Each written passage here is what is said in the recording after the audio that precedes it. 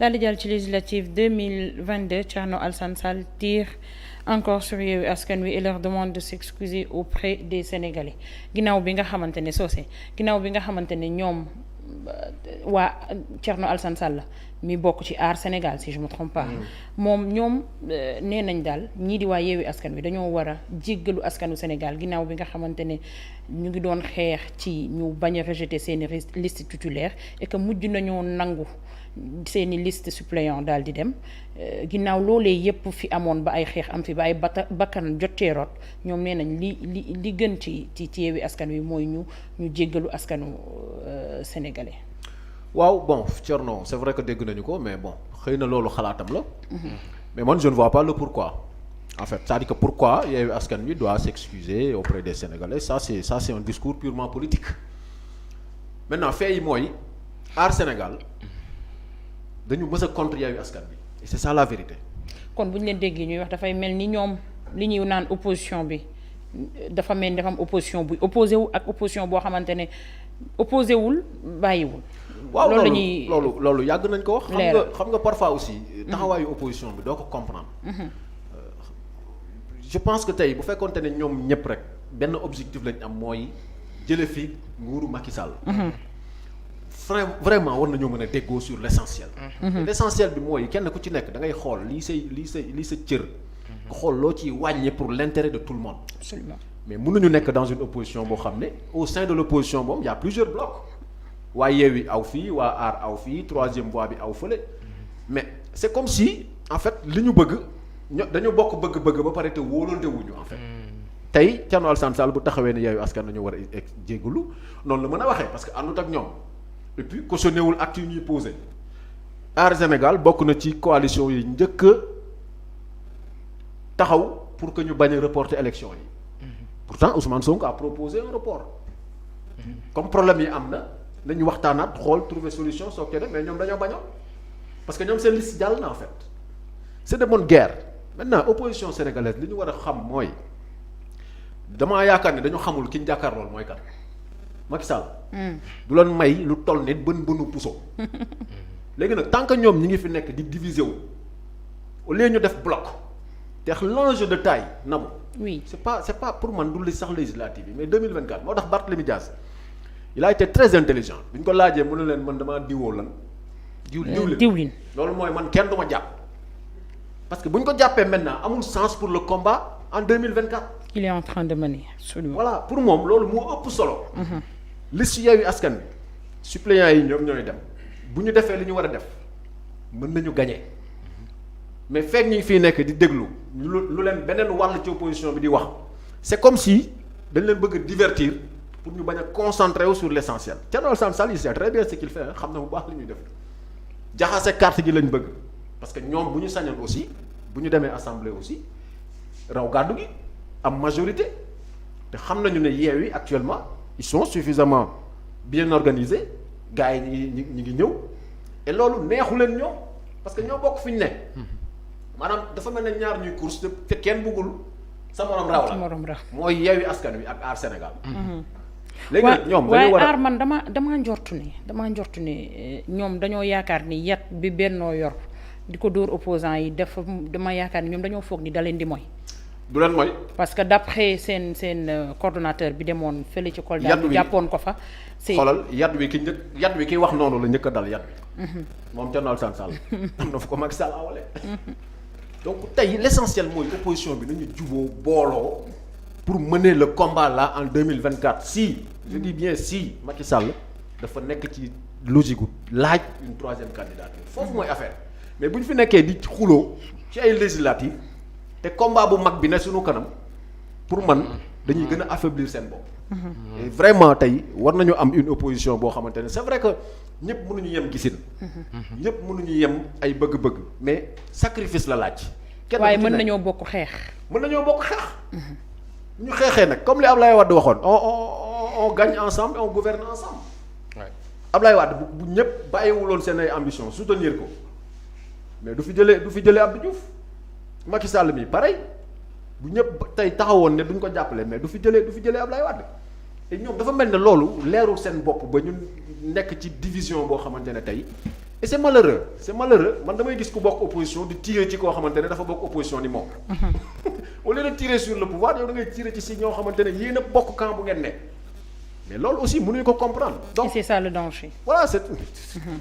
merci kenn mënu ko comprendre en fait. merci Socé Paasan sa xalaat ci kàddu Alassane bi Thierno Alassane Sall yi mu yëkkati. oui j'abonde dans le même sens que Socé c'est-à-dire que damay toog ba mu yàgg ma ne waaw lu xew lan la sauf que nguur bi mooy li mu la wax ne la du leen may dara nguur bi dafa xarañ ci déstabiliser ak yàq. président Macky Sall ci wàllu politique moom politique am nekkul ci c'est-à-dire que c'est pas bu doon football la suñ ko tegoon ci football dama naan président Macky Sall allemand la moom bu dugalee 10 buts sax doyul day dugal 50 buts pour yëg ne gagné na match su dugalee 10 buts daal ne non tuuti na. il faut mu dugal non c'est comme ça qu'il pratique la basket, politique quoi. c'est-à-dire que cette politique pas de cité d'idéal etc mais la politique pour gagner quoi. triompher être au devant ne man la et malheureusement ci composite ak composition ak composant affaire bi moom seetu ci forme aujourd'hui tout est fait pour déstabiliser l'opposition de tous bords dinañ fexe ba jaxase aar ak Yewwi fexe ba ñu doon ay noon mais loolu nag dafa am koo xam ni wala ñoo xam ni ñoo war a muus nag c'est-à-dire à un moment donné moi je trouve hyper abusé je ne sais pas si monsieur Sall je sais pas lan il a peut-être ses raisons xam nga nit moom lu mu def am na fu mu ko teg mais je ne comprends pas même stratégiquement ci wàllu politique parce que sénégalais yi am na fu ñu déggee tey jii nii Sénégal toll na foo xam ni ñi ëpp ci sénégalais yi ka jóg attaqué Yewwi Askan Wi dañ naan yow noonu askan wi nga c'est-à-dire que y en a qui le refusent. Il y a même quelqu'un qui m'a dit oui mais toi tu parles de la majorité des Sénégalais est-ce que da nga am des chiffres qui étalent que majorité des Sénégalais yan fan nga ko teg ban statistique ma ne ko yow cappe statistique yow mbedd mi doy na statistique baa doxee dégg nit ñi baa dégloo rajo dégg nit ñi baa seetaanee télé dégg nit ñi baa waxee téléphone ak nit xam li xew nga naan ma statistique. non mais dès que tu restes chez mooy toi jàngkat ya kawe yooyu ngay waxtaan sax le discours change. jàngkat ya kawe yooyu nga xam ne seen jàng dafa sori. ñoom moytul ma nag jàngkat bu dëng. ay waay day sànq askan. parce que dafa am xam-xam. bu ko jëmalewul fu baax rek caaf xam. xoolal kilifa boo xam ni dafa am fu ma ko tegoon mu ne ma waaw mais qu'est-ce qui te permet de dire que tu es là à dire la majorité des Sénégalais mais est-ce que tu sais que la majorité des Sénégalais ñoo voté le président Macky Sall ba mu gagné local yi ma ne ko local ya mu ne ma mais on est majoritaire toi aussi mais t'es où là calcule le nombre de communes. loolu ngay wax ma ne ko malhonnêteté intellectuelle. ma ne ko acte 3 décentralisation ñëw. ngeen fekk communauté rurale boo xam ne benn robinet fa ne. ak benn forage ngeen ñëw def ko commune. amul ressource amul dara. ngeen wàññi ko. communalisation intégrale. c'est ça daal di ne yaay am nañu nangam ci ay communes ñoo ëppale te communes yooyu kenn newu fa ñaar ni dafa ne ña ëpp ñu ngi ci dëkk bi fii Ndakaaru fii ngeen ñàkk Ndakaaru ñàkk Thiès ñàkk Pikine ñàkk Tëngéej ñàkk Fadiouth Pikine sax ngeen forcé gàddu ko téye te nit ñi ànduñoo ak yéen. ak la CEDES ñàkk Géejawaay gi nga xam ni yéen ñu bokk ci yéen a ko yoroon ngeen ne yaay yéen a gañ mag dina nax bopp. foofu la réew mi toll Yewwi Askan Wi la jeunesse est avec cette coalition Aar Sénégal dafa ànd ak ay kilifa ya baax ya mag ya am xam-xam nag doyul dafa mel ni woykat ba am talent ñu naan ak mën a woy waaye image am du jaay loolu day am woykat bu mën a woy mais ndeysaan bu woyee nit ñi ne cëm mais amul bayre day am waxuma waa aar amuñu bayre de waa aar ñooy def aar ñu ngi ñoo setaan ay kilifa lañu sanu ay am di jàmm lañu ab docteur Abdourahmane Diouf nu ngi ni gis naa ko démb Tamba mu la xëccoog commissaire bi ci ay kii démb nag li ñu leen def Tamba teguñu ko fenn en passant li état wu Sénégal def démb aar Sénégal ci Tambacounda teguñu ko fenn docteur Abdourahmane Diouf mu ngi koy wax téléphone ne ko li ñu am discussion publique la et que nous serions peut-être une vingtaine de personnes yoo xam ni tojuñu yàquñu defuñu dara donc où est le problème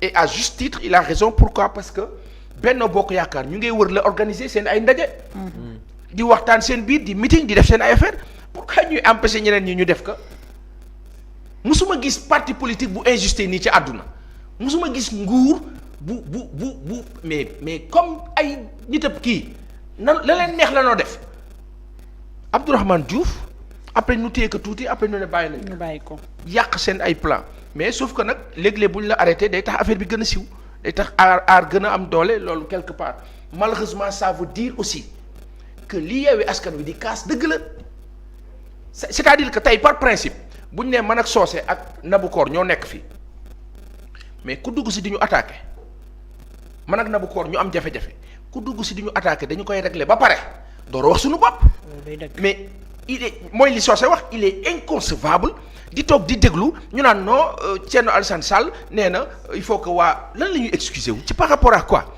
ñoom dañu bëggoon manifester pourquoi quand ils ont voulu manifester ñu tere leen que aar Sénégal jóguñu ne nit ñi dañu war a manifester nañ leen bàyyi nguuru Sénégal li nga nekk du dëgg du yoon bàyyi ñi ñu manifester quand Yewwi Askan Wi wootee manifestation aar Sénégal bu dee politique xam-xamu politique dëgg nag bu ñu waxantee dëgg te yàlla tax da ngeen di dem taxaw soutenir leen wane ne yéen opposition ngeen bokk ba pare loolu du wàññi seen ay principe dara am ngeen façon de faire te jël fa parole sax day jekk docteur Abdourahmane Diouf y a pas plus éloquent que ce monsieur dans ce pays ci xam-xam ci lépp macha allah ba taxawee wax nit ñi dañu kaa tàccu dañu kaa déglu bu dee muus ak politique sax man ma xëcc ci loolu tuuti tafu ci xëcc tuuti mais pas ça ak la ca des